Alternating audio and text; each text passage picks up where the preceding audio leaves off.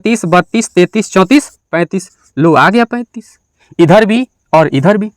अब तुम देख सकते हो कि हमने भी कितना बिजोड़ भागा मार दिया है ना, और जोड़ के भी सही आ गया। अगर ये यूक्लिड महाराज नहीं होते हैं तो अब तक यही जैसे तैसे जिसका मन वैसी भागा मार लेता। हेलो फ्रेंड्स, आज की क्लास में हम लोग वास्तविक संख्या के सबसे इम्पोर्टेंट टॉपिक के बारे में देखेंगे, जो कि है यूक्लिड विभाजन एल्गोरिथम। तो चलिए आइए देखते हैं कि क्या है। सबसे पहले क्या है यूक्लिड विभाजन एल्गोरिथम। अब इसमें यूक्लिड क्या है, तो यूक्लिड एक वैज्ञानिक का नाम है, स्पष्ट है। विभाजन यानी कि भाग देना, और एल्गोरिथम का मतलब होता है चरण। चरण यानी कि स्टेप बाय स्टेप जो आप काम करते हो वो क्या हो गया हमारा चरण। हर चीज़ का एक स्टेप होता है, चरण होता है कि कैसे आपको करना है, सही नियम होता है।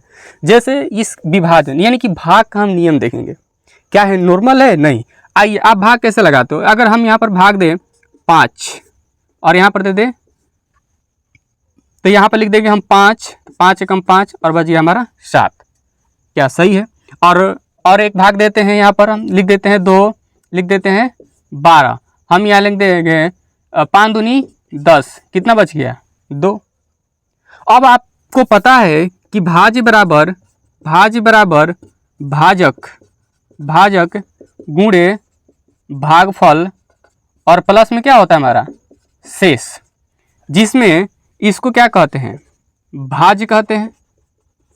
और ये हमारा क्या है, भाजक। ये क्या है हमारा भाजक, और ये भागफल। स्टेप बाय स्टेप अगर आप चलिएगा तो चीज़ों को अच्छे से समझ पाइएगा। और ये हमारा क्या है, शेषफल।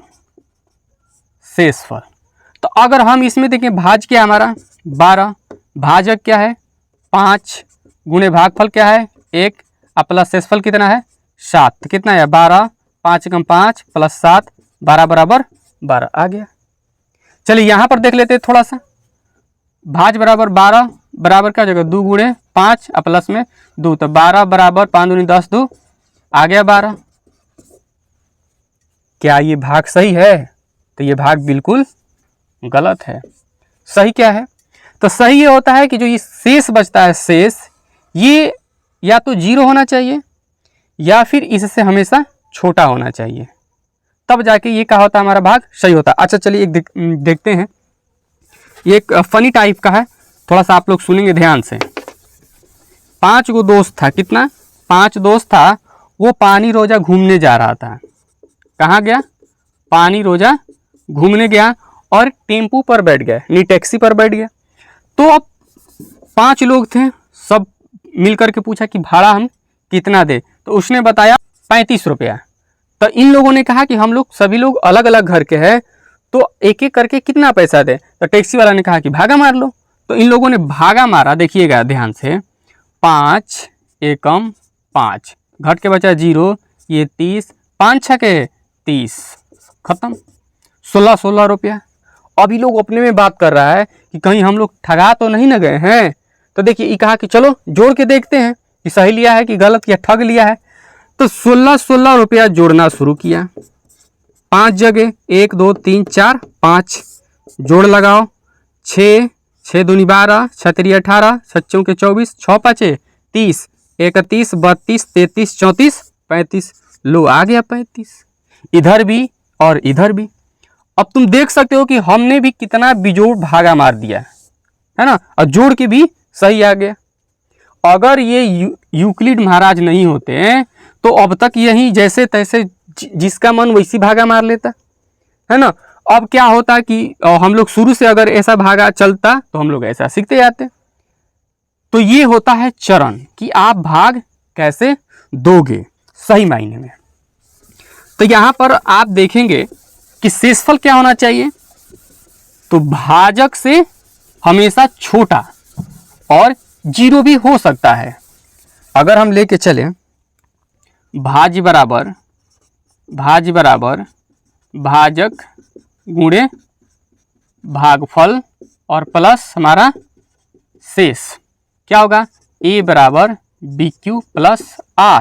जैसे यहाँ पर हम अगर कर दें ऐसे 2 13, तो क्या होगा हमारा 2 छके 12 और 1 हमारा यहाँ पर शेष बचेगा, है ना। तो भाजक ये क्या होगा, भाजक, ये होगा भाज, ये होगा भागफल और ये होगा हमारा शेष। अब शेष आप देख रहे हैं कि ये 2 से क्या है, छोटा है, तो सही है।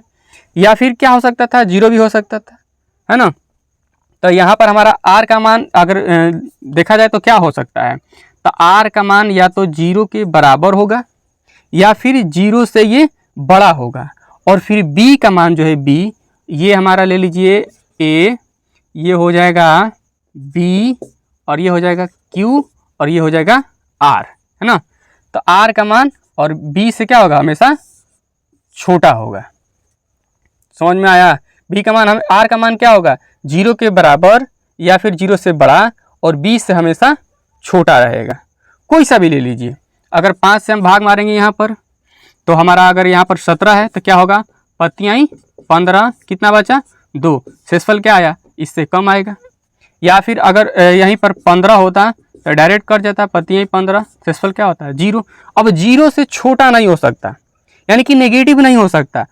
सपोज हाँ, चलिए हम उसको आगे देख लेंगे, है ना।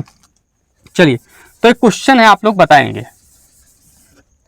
आर का मान, आर यानी शेषफल, शेषफल का मान संभव नहीं है, संभव नहीं है। ऑप्शन ए में है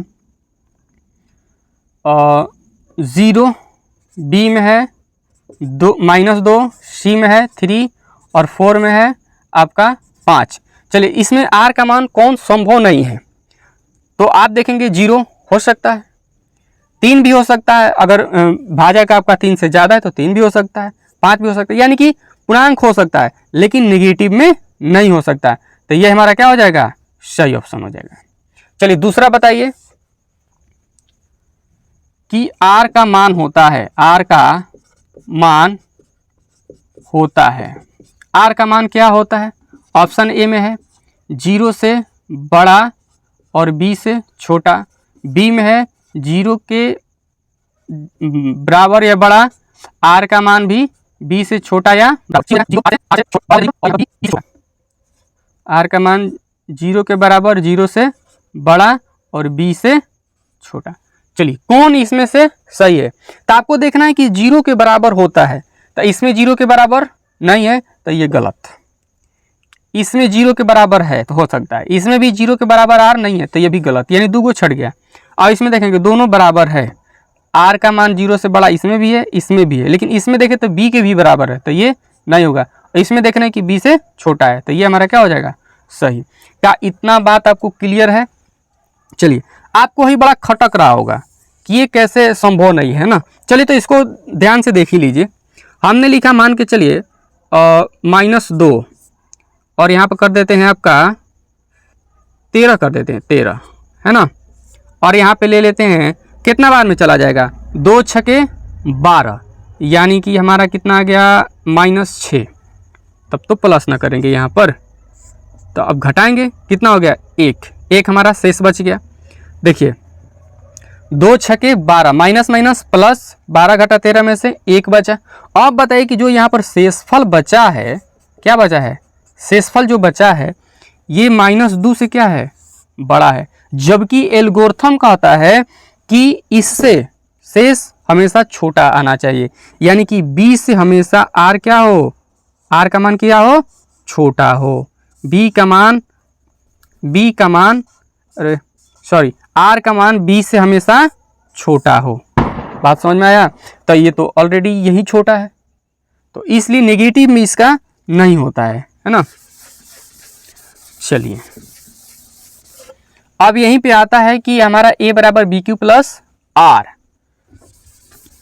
आर का मान क्या होगा, 0 के बराबर या फिर 0 से बड़ा और b से छोटा, यानी कि r का मान 0 से बड़ा या बराबर और b से छोटा। चलिए, अगर हम 3 से इसी प्रकार भाग दे दे, किसी में 3 से हमने क्या किया, भाग दिया और a में, तो हमारा q आ गया और यहाँ पर आर बचेगा, यही ना बचेगा।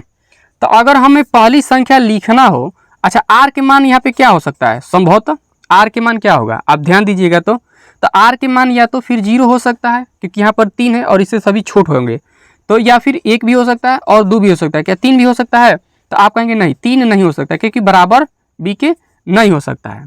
तो हमारा अगर लिखे कि पहली संख्या क्या होगा, पहली संख्या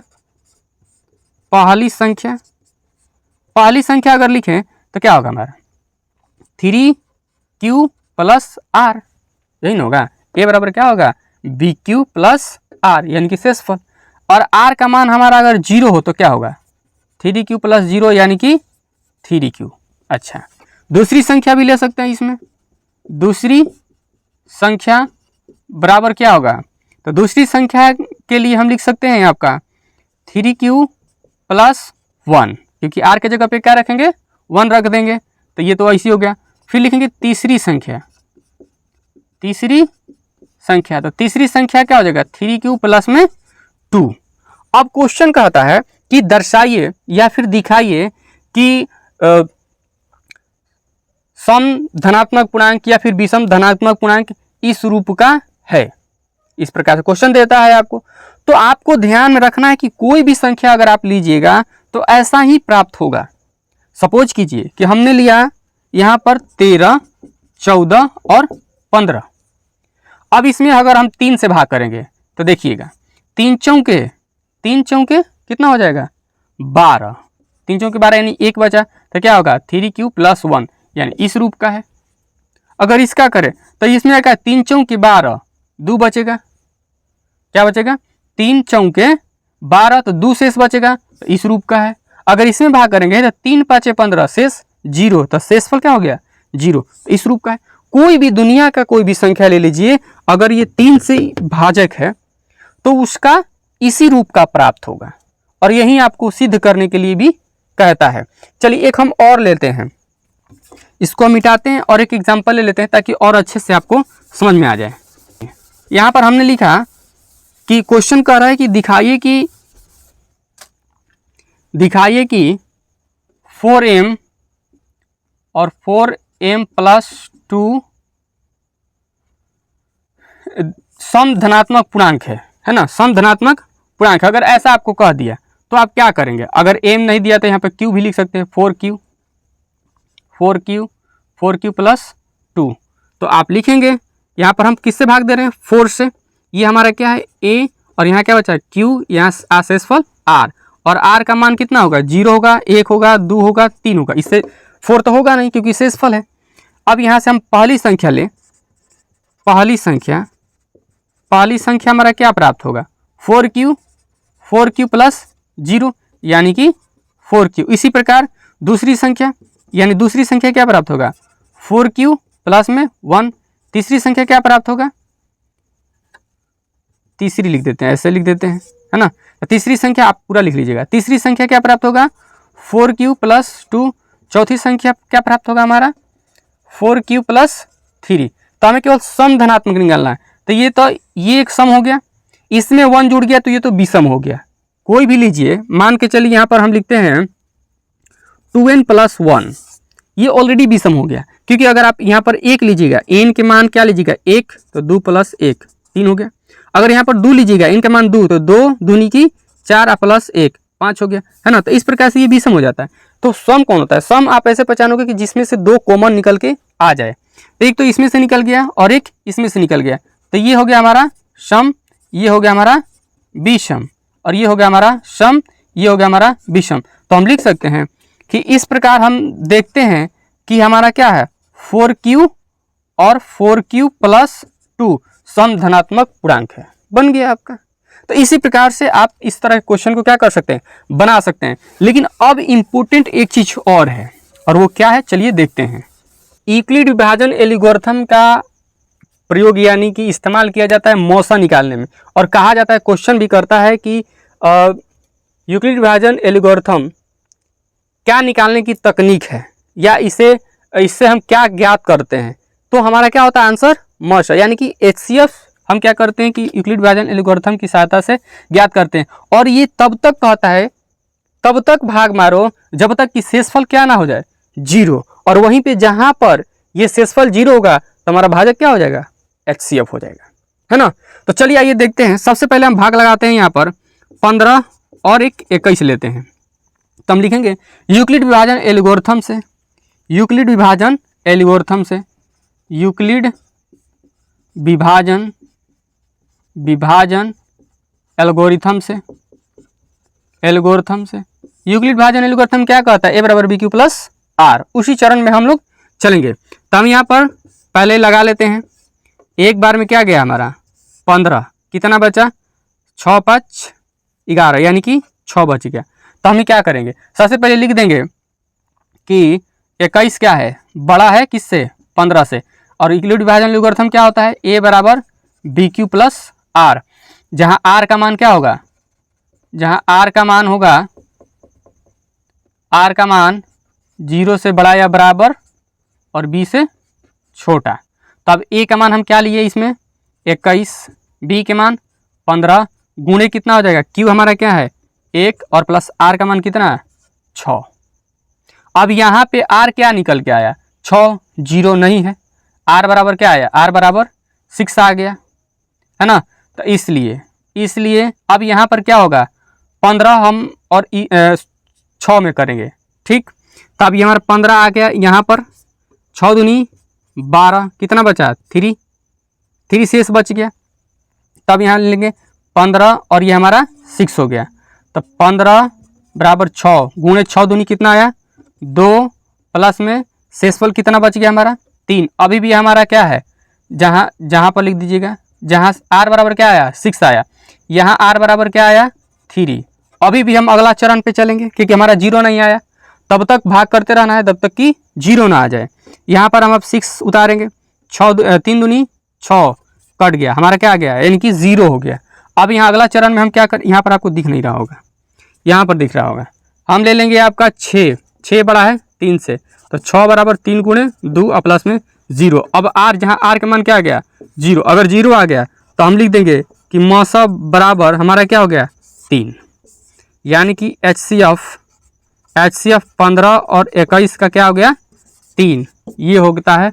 ये इस चरण से आप बनाएंगे, मर्जा आपके बुक में दिया है, आप उसको बना लेंगे।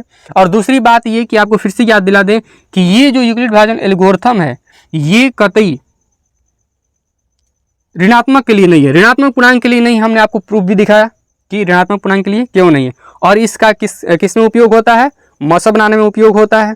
R का मान क्या होता है, तो 0 से बड़ा या बराबर होता है और B से छोटा होता है, यानी कि भाजक से छोटा होता है। भाग लगाने का ये चरण क्या है कि भाजक से हमेशा R छोटा ही रहना चाहिए, 0 भी हो सकता है। और ये तो वैज्ञानिक है ही। चलिए, तो अगले क्लास में हम लोग देखेंगे इस चैप्टर का सारे क्वेश्चन को करेंगे, प्रश्नावली को करेंगे, और आप भी इसको बनाइएगा क्योंकि आपको प्रश्नावली 1.1 का पहला जो क्वेश्चन है केवल इस टाइप का यूक्लिड विभाजन एल्गोरिथम से भाग लगाने के लिए दिया है, तो आप इसमें तो बना ही लेंगे, है ना। तो सारे क्वेश्चन आपसे बन जाएंगे। उसके बाद इसमें यह भी दिया है कि 2Q प्लस में 2Q प्लस 1 का रूप के विषम अवस्था वगैरह वगैरह सब दे रखा है, तो वो भी आपसे बन जाएगा। अगर आप बना लीजिएगा, वैसे हम कल की क्लास में आपको पूरा कराएंगे ही, 1.1 का सभी क्वेश्चन कराने वाले हैं। तो आप लोग एक बार रिवीजन कर लेंगे, एक बार बनाने की कोशिश करेंगे, तो आप बेहतर से यहाँ पर समझ पाएंगे। चलिए, मिलेंगे हम लोग नेक्स्ट क्लास में और अगला प्रश्नावली के साथ।